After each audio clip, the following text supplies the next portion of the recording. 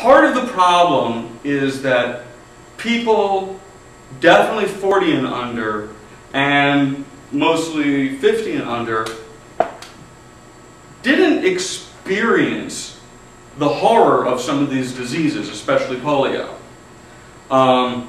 You know, just a couple of weeks ago, the last person with polio who spent her entire life in an iron lung died.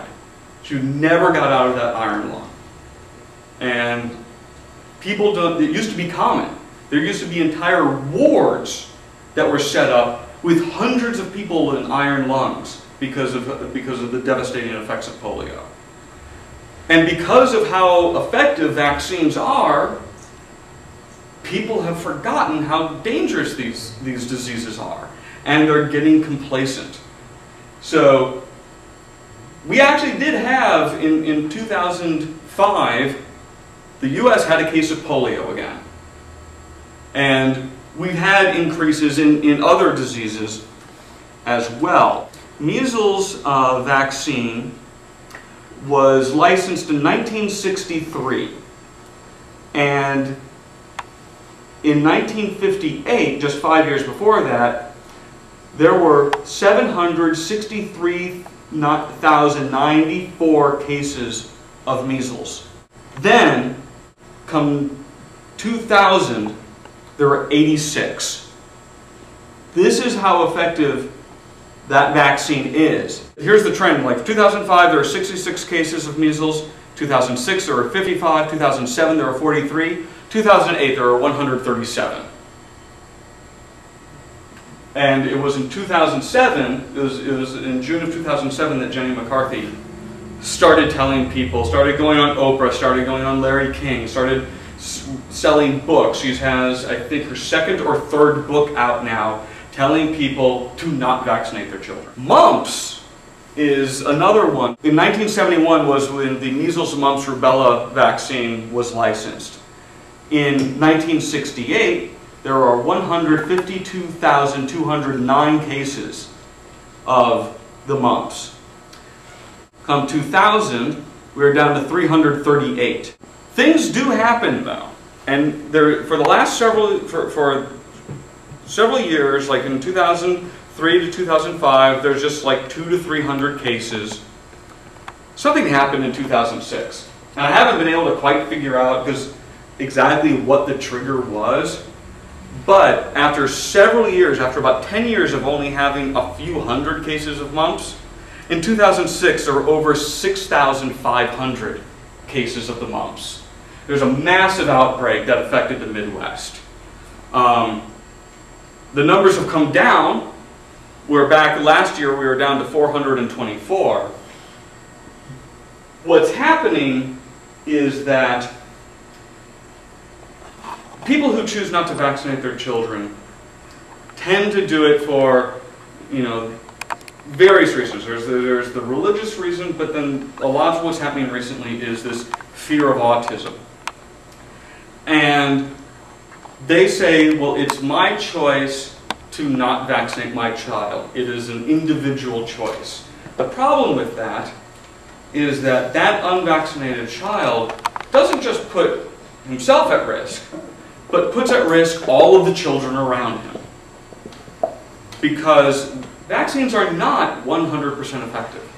There is, say, 5% loss. There's maybe 5% of people that the vaccine didn't work. And you don't realize that it didn't work until you're exposed to the disease.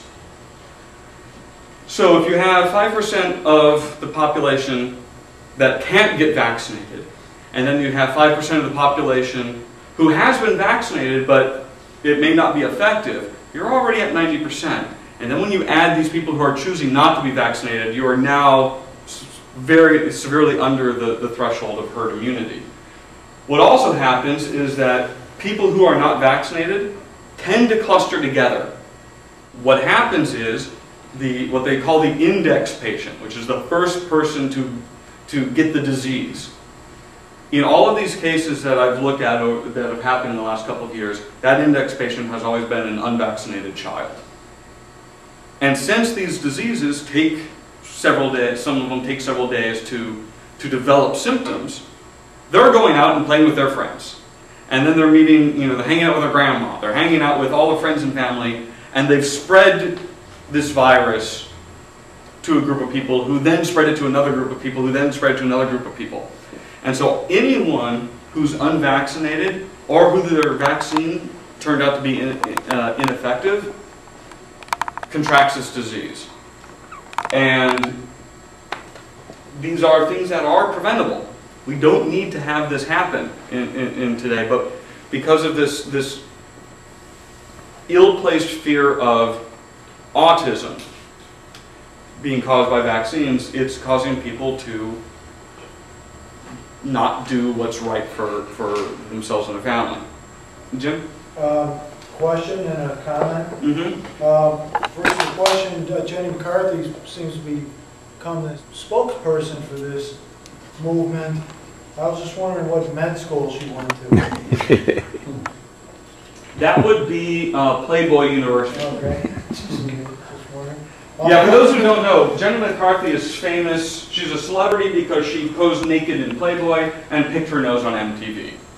That's how her career started. And I just wanted to mention here, one of the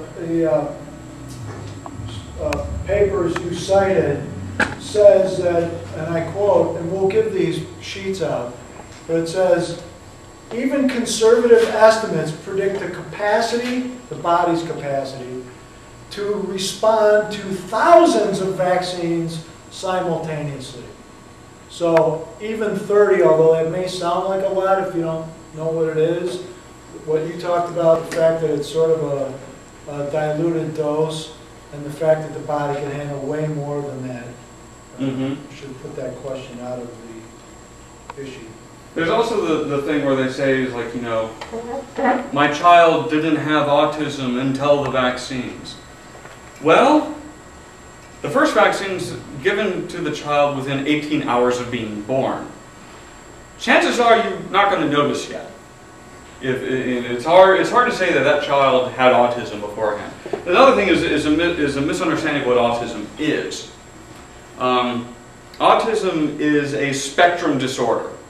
It's not a specific disease. It's a label that's given to a group of neurological disorders that run a wide variety from very high functioning to very incapacitated people.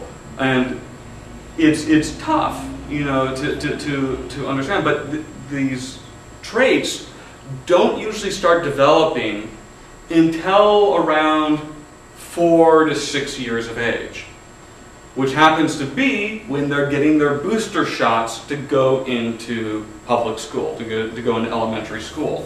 That's where, you know, correlation does not equal causation, and this is what people are thinking, is that my child just got booster shots in order to go to school, and I've noticed that he has, now he's been diagnosed with autism. The two must be related. Chances are, no. In fact, we know that there's no correlation between that. Chances are that the child had this disorder already, it just didn't manifest itself until that time.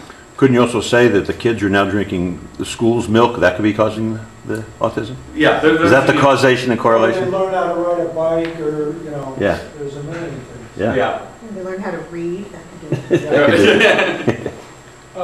Would you clarify about Jenny McCarthy? She's anti-vaccine for the measles and mumps. Is she anti-vaccine for everything? She's anti-vaccine for everything. Oh. Even her partner, her co-author on this book, recommends getting vaccinated for, forget, one of them is HIV, which I find interesting, because that's one of the only ones that still uses thimerosal. But she is actually anti-vaccinating everything.